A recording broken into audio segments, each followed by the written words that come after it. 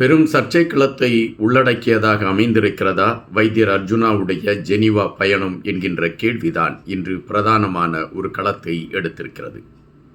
வைத்தியர் அர்ஜுனா அவர்கள் ஜெனீவாவிற்கு சென்றிருக்கக்கூடிய விடயமும் ஐநா மன்றத்தில் அவர் எடுத்து வைத்திருக்கக்கூடிய பல ஆதாரங்களும் அதிர்வலைகளை ஏற்படுத்தி கொண்டிருப்பதாக பல செய்திகள் வெளிவந்து கொண்டிருக்கின்றன.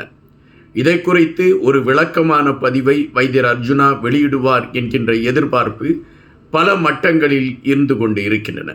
இந்த சூழலில் வைத்தியர் அர்ஜுனா தன்னோடு யார் யார் தொலைபேசியில் தொடர்பு கொண்டிருக்கின்றார், அவர்கள் எடுத்து வைத்து கொண்டிருக்கக்கூடிய கருத்துகள் என்ன போன்றவற்றையெல்லாம் மக்கள் அறிந்து கொள்ள வேண்டும் என்கின்ற நிலைப்பாட்டில் அவைகளை வெளிப்படையாக மக்களுக்கு தெரியக்கூடிய களத்தில் அவைகள் சார்ந்த கருத்துக்களை எடுத்து வைத்து கொண்டிருக்கின்றார்.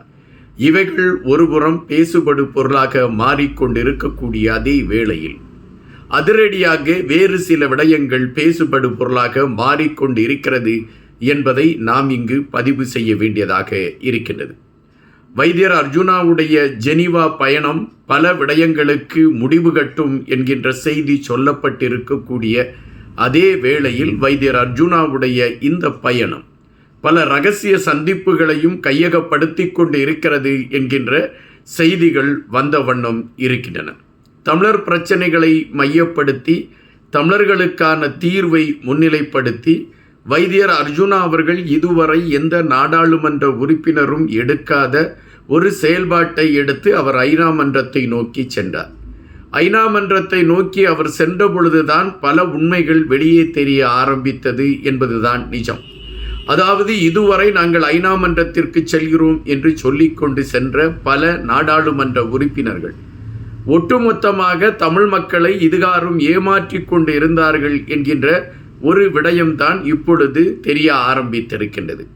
அதுபோல வைத்தியர் அர்ஜுனா ஒவ்வொரு விடயங்களை மையப்படுத்தி காணொலி அதை வெளியிட்டு நேரலையாக அதை வெளியிட்டு கொண்டிருக்கக்கூடிய காட்சிகளை நாம் பார்த்து கொண்டு இருக்கின்றோம். இப்பொழுது இலங்கையில் இருக்கக்கூடிய சில முக்கியமான தலைவர்களும் வைத்தியர் அர்ஜுனா அவர்களுடைய பாணியை கைப்பற்றி கொண்டு அவர்களும் அதுபோன்ற நேரலைகளில் தங்களுடைய செய்திகளை பதிவிட ஆரம்பித்திருக்கிறார்கள் என்கின்ற ஒரு பதிவையும் நாம் பார்க்க வேண்டியதாக இருக்கின்றது. தற்பொழுது ஜெனீவாவில் இருக்கக்கூடிய வைத்தியர் அர்ஜுனா அவர்கள் இதற்கு முன்பு வரை அவர் எடுத்த நகர்வு என்ன, தற்பொழுது அவருடைய பயணம் எதனை மையப்படுத்தியதாக இருக்கிறது?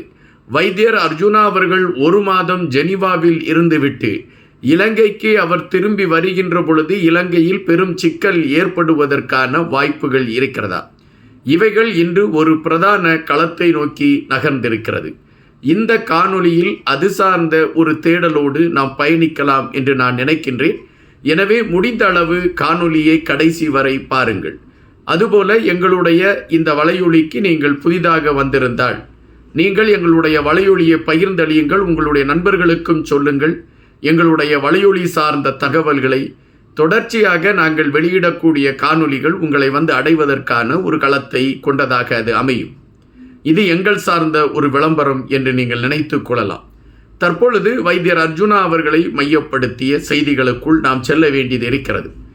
வைத்தியர் அர்ஜுனா அவர்கள் ஜெனீவாவை நோக்கி தன்னுடைய பயணத்தை வரையறுத்து கொண்ட பொழுதே அது பல அதிர்வலைகளை ஏற்படுத்தும் என்கின்ற நம்பிக்கை பல மட்டங்களில் பேசப்பட்டது. பலர் இது சார்ந்த கருத்துகளுக்கு வலு கொடுத்தார்கள், இது சார்ந்த கருத்துகளுக்கு முன்னிலை கொடுத்த செய்திகளை எடுத்து வைத்தார்கள். தற்பொழுது வைத்தியர் அர்ஜுனா அவர்கள் ஐநா மன்றத்தை மையப்படுத்தி என்னென்ன நகர்வுகள் எடுத்திருக்கிறார் என்கின்ற செய்தியை உள்வாங்கக்கூடிய வேண்டியது கட்டாயமாக இருக்கிறது. வைத்தியர் அர்ஜுனாவுடைய செயல்பாடுகள் எப்படி அமைந்தது? வைத்தியர் அர்ஜுனாவை பொறுத்த மட்டில் அவர் அங்கு செல்கின்ற பொழுது அவருக்காக ஒரு பெரிய படைத்திரளும் அவர்களுடைய அந்த ஒரு ஏற்பாடோடு வைத்தியர் அர்ஜுனா அவர்கள் ஐநா மன்றத்திற்கு செல்வார். இதுதான் பரவலாக எல்லோரும் எதிர்பார்த்திருந்த ஒரு களமாக இருந்தது. ஆனால் வைத்தியர் அர்ஜுனா அவர்கள் தனித்த ஒரு மனிதனாக தான் சார்ந்த நகர்வுகளை எடுத்துக்கொண்டு பயணித்தார். ஐநா மன்றத்தில் அவர் தொடர்ச்சியாக பல ஆதாரங்களை எடுத்து வைக்க தொடங்கினார்.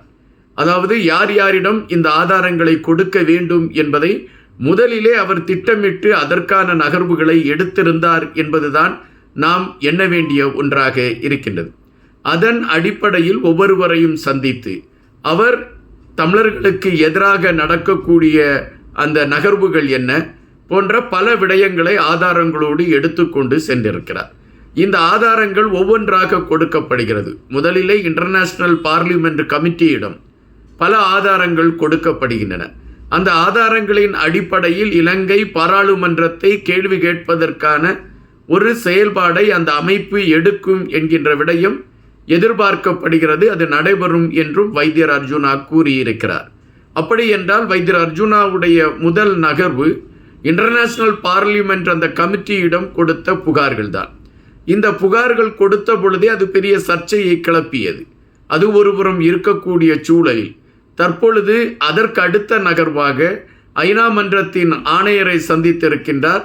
ஐநா மன்றத்தில் பிரதான களங்களை எடுக்கக்கூடிய செயலாளர்கள் அது சார்ந்த உயர் அதிகாரிகளை சந்தித்திருக்கின்றார். அவர்களிடம் தமிழர்களுக்கு வடக்கு கிழக்கு பகுதியில் என்னென்ன இன்னல்கள் ஏற்பட்டு கொண்டிருக்கின்றன, இந்த ஆட்சியாளர்கள் எந்தவிதமான கோணத்தில் தமிழர்களுக்கு எதிராக செயல்பட்டு கொண்டிருக்கிறார்கள் என்கின்ற பல விடயங்களை மையப்படுத்திய செய்திகளை ஆதாரத்தோடு கொடுத்திருக்கிறார். அதுபோல பயங்கரவாத தடை சட்டத்தின் அடிப்படையில் தமிழர்கள் பட்டுக்கொண்டிருக்கக்கூடிய இன்னல்கள் என்ன, இராணுவத்தின் ஆக்கிரமிப்பில் தமிழர்களுடைய பூமி என்னென்ன இக்கட்டுகளை சந்தித்து கொண்டிருக்கிறது போன்ற பல விடயங்களை அவர் ஆதாரமாக திரட்டி ஐநா மன்றத்தின் உயர் அதிகாரிகளிடம் கொடுத்திருக்கிறார். இவைகள் அனைத்துமே தொடர்ச்சியாக நடந்த ஒரு விடயம். அதன் பின்பு வைத்தியர் அர்ஜுனா அவர்கள் குறிப்பிட்ட விடயம், நான் எல்லோரிடமும் ஆதாரங்களை கொடுத்திருக்கிறேன், ஆனால் அவர்களுடைய செயல்பாடுகள் எப்படி இருக்கும் என்பது தெரியாது. எனவே நான் 1 மாத காலம் இங்கு அமர்ந்திருந்து இந்த விடயத்திற்கான தீர்வு கிட்டக்கூடிய களம் எட்டுகின்ற வரையில் நான் இங்குதான் இருப்பேன் என்று அறிவித்து விட்டார். அதற்கு அவர் ஒரு விளக்கமும் கொடுத்திருந்தார். அந்த விளக்கத்தை குறித்து நான் முன்பு ஒரு காணொளியிலும் பேசியிருந்தேன். அந்த விளக்கம் என்ன கொடுத்திருந்தார் என்றால், நான் இங்கிருந்து இலங்கைக்கு செல்கின்ற பொழுது இலங்கை ஆட்சியாளர்கள் இதற்கு பின்பு என்னை இதுபோன்று வெளிநாடுகளுக்கு செல்வதற்கான களத்திற்கு கதவு திறந்து விடுவார்களா என்றால் கேள்விக்கணைகள். எனவே நான் முடிந்த அளவு இங்கு இருந்து எல்லா விடயத்தையும் முடித்துவிட்டு செல்கிறேன் என்கின்ற ஒரு கருத்தை வைத்தியர் அர்ஜுனா பதிவு செய்திருந்தார். இவைகளை நீங்கள் அனைவருமே பார்த்திருக்க முடியும். இந்த செய்திகள் எல்லாம் உங்களுக்கு தெரிந்திருக்கக்கூடும். ஆனால் தற்பொழுது வைத்தியர் அர்ஜுனாவை கடுமையாக விமர்சித்து அவருக்கு பேசியவர்கள் இருக்கிறார்கள், அவருக்கு ஆதரவாக பேசியவர்கள் இருக்கிறார்கள்.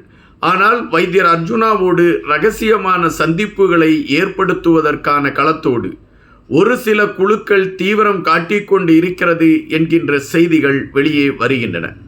இது உண்மைதானா அல்லது இந்த விடயங்கள் சார்ந்த கருத்துக்களை வைத்தியர் அர்ஜுனா அவர்கள் அடுத்ததாக வெளியிடக்கூடிய காணொளிகளில் இது சார்ந்த கருத்துக்களை வெளியிடுவாரா என்கின்ற கேள்விகள் எழும்புகின்றன. அதாவது சுவிஸ் நாட்டை பொறுத்த மட்டில் அங்கு தமிழர்களுக்கான ஒரு தனி களம் இருக்கிறது, அதில் பல பிரிவுகள் இருக்கிறது என்பது ஒருபுறம் நாம் அறிய வேண்டிய செய்தியாக இருந்தால் கூட பல தளத்திற்கான ஒரு களமாக சுவிஸ் இருக்கிறது என்பது பெரும்பாலானவர்கள் எடுத்து வைக்கக்கூடிய ஒரு கருத்தாக இருக்கின்றது. தற்பொழுது அந்த சுவிஸ் நாட்டில் இருக்கக்கூடிய ஒரு சில அமைப்பை சார்ந்தவர்கள் வைத்தியர் அர்ஜுனாவை சந்தித்து பேசுவதற்கான ஒரு களங்கள் எடுப்பதற்கான ஒரு சூழல் அமையலாம் என்கின்ற செய்திகள் வெளிவருகின்றன. அதில் அவர்கள் என்ன விடயங்களை குறித்து பேச இருக்கிறார்கள், அவர்கள் எடுத்து வைக்கக்கூடிய செய்திகள் என்ன என்கின்ற விடயங்களை மையப்படுத்திய தகவல்களை கண்டிப்பாக வைத்தியர் அர்ஜுனா அதற்கு பின்பு அவர் வெளியிடக்கூடிய காணொளியில் அதை பதிவு செய்வார் என்கின்றதை நாம் இங்கு பார்க்க வேண்டியதிருக்கின்றது. இந்த சூழலில் வைத்தியர் அர்ஜுனாவை நையாண்டி செய்யும் தமிழ் ஊடகங்களும் முதன்மையான களத்தில் இருக்கிறது என்பதை நாம் பதிவு செய்ய வேண்டியதாக இருக்கின்றன. வைத்தியர் அர்ஜுனா அவர்கள் ஜெனீவாவிற்கு சென்றிருக்கக்கூடிய விடயமும் அவர் எடுத்துக்கொண்டிருக்கக்கூடிய நகர்வுகளை மையப்படுத்திய செய்திகளும் பரபரப்பு களத்தை நோக்கி நகர்ந்திருக்கிறது என்பது மறுப்பதற்கு இல்லாத ஒரு செய்தி. இந்த சூழலில் வைத்தியர் அர்ஜுனா அவர்கள் ஒரு காணொளியில் குறிப்பிடுகின்ற பொழுது அவர் ஒரு செய்தியை குறிப்பிடுகின்றார். அது என்ன செய்தி என்றால், என்னை நீங்கள் தமிழ் ஜனாதிபதியாக மாற்றாமல் விடமாட்டீர்கள் போல் இருக்கிறது என்கின்ற ஒரு கருத்தை பதிவிட்டார். இந்த கருத்து அவர் உள்ளபூர்வமாக பதிவிட்டாரா, அதில் நையாண்டிக்கு பதிவிட்டாரா, அல்லது தமிழர்களிடம் ஒற்றுமை இல்லை, ஒற்றுமை இல்லாதவர்கள் எப்படி ஜனாதிபதி என்கின்ற களத்தை நோக்கி நகர முடியும் என்கின்ற ஒரு வெம்பலில் இந்த கருத்துக்களை வைத்தாரா என்பது நமக்கு தெரியாது. ஆனால் வைத்தியர் அர்ஜுனா இந்த கருத்துக்களை வைத்து ஒரு காணொலியை வெளியிட்டிருக்கின்றார். ஆனால் இலங்கையில், அதாவது வடக்கு கிழக்கு தமிழர்கள் பகுதியிலே அதிகமாக புழக்கத்தில் இருக்கக்கூடிய ஊடகங்கள் என்று ஒரு சில ஊடகங்கள் இருக்கின்றன. அந்த ஊடகங்களில் ஒரு குறிப்பிட்ட ஊடகம் வடக்கு பகுதியை மையப்படுத்தி ஒரு தமிழ் ஜனாதிபதி உருவாக இருக்கிறார் என்று வைத்தியர் அர்ஜுனாவுடைய புகைப்படத்தை வெளியிட்டு அவர்கள் நையாண்டி செய்திருக்கக்கூடிய ஒரு களத்தை நம்மால் பார்க்க முடிகின்றது. வைத்தியருடைய எந்த நகர்வுகளுமே முதலில் நையாண்டி, விமர்சனங்கள், கேலிகள் இவைகளை சந்தித்து கொண்டுதான் அது வெற்றி இலக்கை நோக்கி நகர்ந்திருக்கின்றன. தற்பொழுது வைத்தியர் அர்ஜுனா அவர்கள் பேசக்கூடிய விடயங்கள் ஒரு நையாண்டித்தனமாக தெரியலாம். ஆனால் இதே இலங்கையில் ஒரு பாராளுமன்ற உறுப்பினராக இருந்த ரணில் விக்ரமசிங்கே ஜனாதிபதியாக மாறக்கூடிய களத்தை அந்த நாடு கொடுத்திருக்கக்கூடிய சூழலில் வைத்தியர் அர்ஜுனா கூட அதுபோன்ற ஒரு நிகழ்வு நடைபெறுவதற்கான களம் உருவாகலாம் என்ற நம்பிக்கையில் இருக்கிறாரா என்கின்ற விடயம் தெரியாது. ஆயினும் அது நடைபெறுவதற்கான ஒரு களம் அமையலாம் என்பதை நாம் இங்கு முன்னெடுத்து வைக்க வேண்டியது நம்முடைய அவசியமாகவும் இருக்கிறது. தற்பொழுது உள்ள சூழலில் வைத்தியர் அர்ஜுனாவிற்கு எவ்வளவு ஆதரவு இருக்கிறதோ அதே அளவிற்கு அவருக்கு எதிரான விமர்சனங்களையும் பல ஊடகங்கள் எடுத்து வைத்து கொண்டு இருக்கின்றன. நமக்கு பல நண்பர்கள் கருத்துக்களை பதிவிட்டிருக்கின்றார்கள். அப்படி கருத்துக்களை பதிவிட்டிருக்கக்கூடிய பெரும்பாலான நண்பர்கள் வைத்தியர் அர்ஜுனா அவர்களுடைய செயல்பாடுகளை அங்கீகரிக்கிறார்கள். வைத்தியர் அர்ஜுனா தமிழர்களுக்கான தீர்வை கொண்டு வருவார் என்று நம்புகிறார்கள். வைத்தியர் அர்ஜுனாவின் பின்னால் நாங்கள் திரண்டு நிற்கிறோம் என்று உறுதிமொழி கொடுக்கிறார்கள். இது ஒருபுறம் இருக்க, கடுமையான விமர்சனங்கள் வைத்தியர் அர்ஜுனாவிற்கு எதிராகவும் நமக்கு வருகின்ற கருத்துகளில் நம்மால் பார்க்க முடிகின்றது.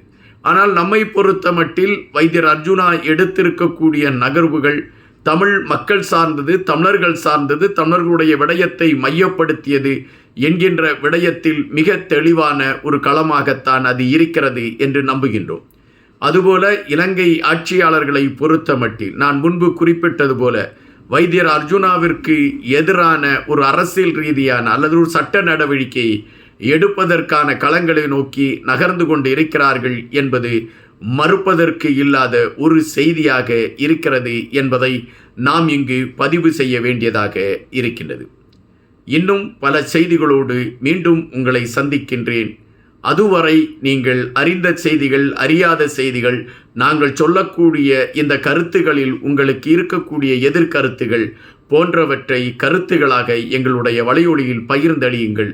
அடுத்த காணொலியில் அவைகள் சார்ந்த கருத்துக்களோடு உங்களோடு நான் பேச காத்திருப்பேன். நன்றியுடன் இன்பா.